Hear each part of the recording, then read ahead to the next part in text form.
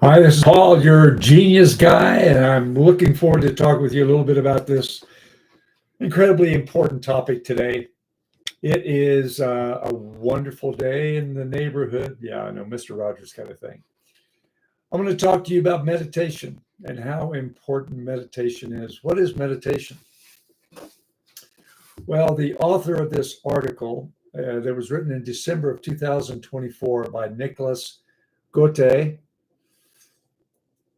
talks about 28 lessons he's learned, and he defines meditation as having your eyes closed and withdrawn for at least 5 minutes, and maybe as many as 15 or 20. That's his definition of his meditation. I think it's important to understand the impact of what you think meditation is. For him, it's closed eyes, quiet, 5 minutes or more, ideally 15 minutes, maybe more. I was recently in a conference with Tom Ziglar, Zig Ziglar's son, and he was talking about having exercised 1,000 days in a row. Well, what is exercise? It may be different for you, but for him, he defined exercise as meaningful, purposeful body movement for at least 20 minutes a day. And he could break it down to 5 minutes, a 5 minute increment. That's his idea of exercise. Some people would say exercise to me is lifting weights, pumping iron, moving iron around. Some people would say exercise is cardiovascular, getting the heart rate up. It's important for you, I think, initially, at least in this context of meditation or exercise, to determine what your definition of exercise is or what your definition of meditation is. In this case, 5 minutes or more of quiet and letting the spirit, however you define spirit, come in and clarify things, calm you down, energize you, give you inspiration, whatever it is that the spirit is going to do at that moment. So he has these 28 lessons that he's learned, and I think they're very, very powerful for him. And I think we can learn something from him as we talk. Number 1, 2, 3, 4, 5. I just give you number one. Number one is the brain is fuller than you ever imagined. And he goes on to say that the subconscious is an endless way, endless always on fountain, an endless always on fountain. Meditation is the practice of deliberately sitting there for a while and watching what the brain sends you, what the non-conscious sends you. It is powerful. They've done studies on the subconscious, the non-conscious for years, and realized that the non-conscious is where major activity happens. When you're sleeping, when you're letting your non-conscious work on you, when you do NLP talks a lot about the non-conscious. The non-conscious is incredibly powerful. And he verifies this. He said the brain is fuller than you ever imagined. There's a lot of stuff in there, a lot of storage. Think about all the stuff that you've experienced in your life. It's all there. You may not have noticed what you were noticing, but what you notice is there. It's really incredible. A second point that Niklas makes is that the brain is never completely full. It just keeps adding to it. It grows as you use it. A third thing he said in meditations is cleaning your brain in real time. Another idea is that it offers great visualization. It is a powerful, powerful tool. So meditation is an incredible way for you to get back, chill out, relax, and maybe put things in perspective.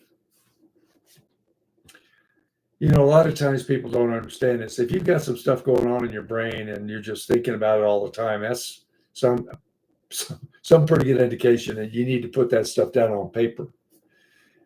because the brain is made for processing. It's storing stuff.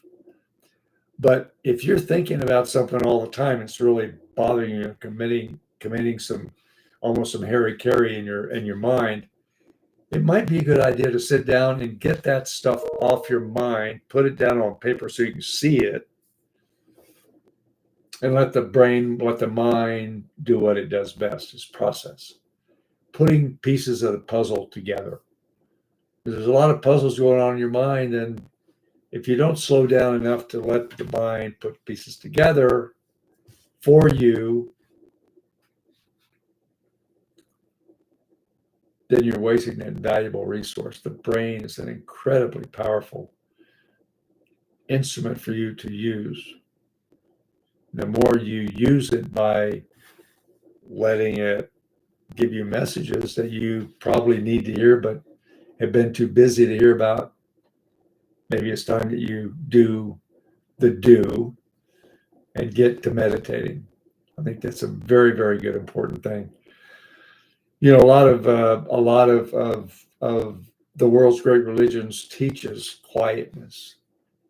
I think it's important for my daily routine to be quiet, to let the Spirit speak. The book, The Miracle Morning, is probably something that you could look at. The Miracle Morning is a book that I've embraced, and in my real estate career, I got it when I was in real estate actively.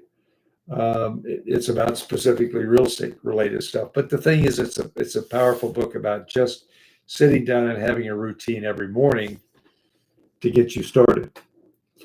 You know, if you look at athletes, great athletes always have a routine that they use before they go out on a field or on a court to be an athlete.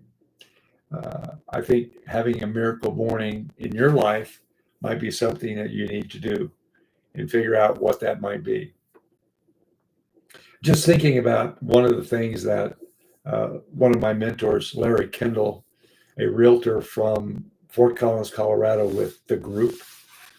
Larry has the Ninja Nine. He calls it the Ninja Nine. He's the author of the book Ninja Selling. And early on in his Ninja Nine, it's number one, daily gratitudes. That might be something you want to do during your time of miracle morning. But another thing that he talks about there is doing your work before you get into your emails, doing an hour and a half of your stuff before you open your emails. Because as soon as you open your emails, you're talking to somebody who's got an issue. And we're talking about their stuff, not your stuff. You got a list of 5 people are here to call and 5 people who've called you that you need to return the call. What do you do first? Well, from my perspective, most people would make calls to people who call them. From my perspective, no, you don't do that. What you do is do your calls first. Unless the house is on fire, these people will wait.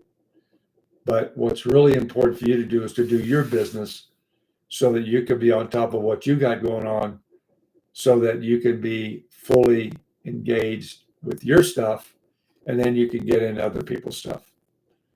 It's a little tidbit of learned knowledge, if you will. So I look forward to continuing this discussion. I would encourage you to get that article that you can get. He's the author of the 4-Minute Books, a very, very good website.